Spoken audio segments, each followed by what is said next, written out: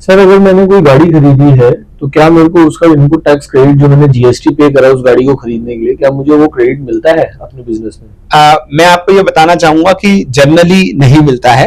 क्योंकि मेरे पास एक सेक्शन है 17(5) जो ब्लॉक क्रेडिट की बात करता है, और वो कहता है कि मोटर व्हीकल पे, तो अगर आप कोई मोटर व्हीकल खरीदते हैं तो आपको उस पर क्रेडिट जो है वो अवेलेबल नहीं होगा। तो सपोज कीजिए आपने कार खरीदी, 20 लाख की गाड़ी थी, और आपने उसके ऊपर 28% के हिसाब से 5,60,000 रुपए जीएसटी पे किया, आपको उसका क्रेडिट नहीं मिलेगा, बशर्ते अगर आप कोई 4 में से एक एक्टिविटी करते हैं तो आपको उसका क्रेडिट मिल सकता है। नंबर 1 कि आप कोई जो है वो मोटर ड्राइविंग कॉलेज चला रहे हैं, सर्टेनली आप नहीं चला रहे हैं। दूसरा यह है कि आप जो है वो कार के खरीद बेच का काम करते हैं, तो आप शोरूम है तो आप कार खरीदते हैं और कार बेचते हैं, वो भी आप नहीं है।